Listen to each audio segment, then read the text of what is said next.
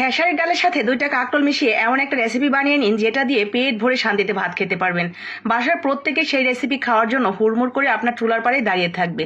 এতটাই সুস্বাদু হবে 2টা কাঁকরোল এবং ডাল দিয়ে এই রেসিপিটা তৈরি করলে।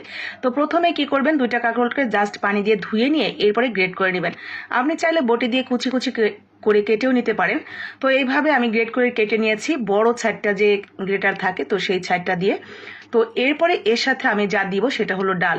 এখানে আমি খেসারির ডাল নিয়েছিলাম, আমার হাতের 2 মুঠো খেসারির ডাল। তো ভিজিয়ে রেখেছিলাম প্রায় ঘন্টাখানেকের জন্য। তো ঘন্টাখানেকের মধ্যেই কিন্তু এগুলো একদম নরম হয়ে যাবে। নরম হয়ে গেলে পাটায় বেটে অথবা ব্লেন্ড করে সুন্দর করে একটু গোটা গোটা রেখে এটাকে বেটে নিতে হবে। তো বাটা হয়ে গেলে এর সাথে আমরা আর যা অ্যাড করবো সেটা হলো বেশ কিছুটা রসুন। আমি এখানে দেশি রসুন 2টা দিয়েছি, আর স্বাদ অনুযায়ী কাঁচামরিচ। তো এগুলো আমরা সুন্দর করে বেটে নিচ্ছি।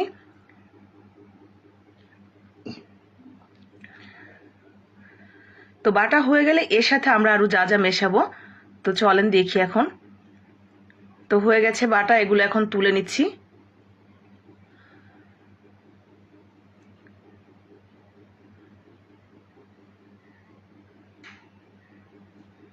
তো তুলে নিয়ে এর সাথে আমরা আর যা দেব, শুকনো চালের গুঁড়া। আমি এখানে শুকনো চালের গুঁড়া মিশিয়েছি, আতপ চালের গুঁড়া। তো আপনারা যদি ডালের সাথে কিছুটা আতপ চাল ভিজিয়ে রেখে দেন তাহলে কিন্তু এই চালের গুঁড়াটা আর দিতে হবে না। যদি শুকনো চালের গুঁড়া থাকে তাহলে আর না দিলেও চলবে। তো এর সাথে ধনিয়া পাতা, পেঁয়াজ, আর তার সাথে হলুদের গুঁড়া, মরিচের গুঁড়া, ধনিয়ার গুঁড়া, স্বাদ মতো লবণ, আর সামান্য একটু ভাজা জিরার গুঁড়া দিয়ে সুন্দর করে মিশিয়ে নেবেন। চালের গুঁড়া এখানে 2টা কাজ করবে, সেটা হলো একটা মচমচে করবে অতিরিক্ত, আর একটা হলো বাইন্ডিং এর কাজ করবে। তো চালের গুঁড়া যদি হাতের কাছে না থাকে তাহলে অবশ্যই যখন ডাল ভেজাবেন তখন সামান্য একটু আতপ চাল একসাথে ভিজিয়ে রেখে দিবেন, একসাথে বেটে নেবেন, তাহলে আর এক্সট্রা করে চালের গুঁড়া দিতে হবে না।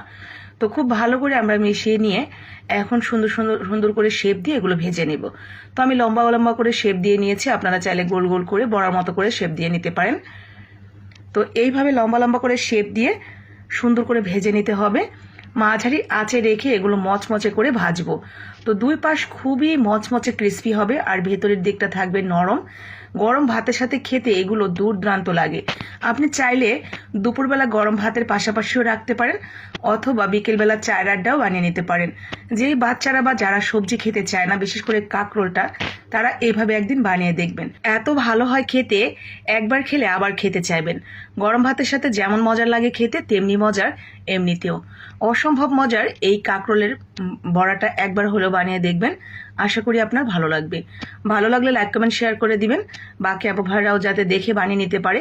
যদি এই মুহূর্তে তাদের ঘরেও 2-1টা কাঁকরোল পড়ে থাকে, দেখা মাত্রই মনে পড়বে আর ঝটপট বানিয়ে নিতে পারবে।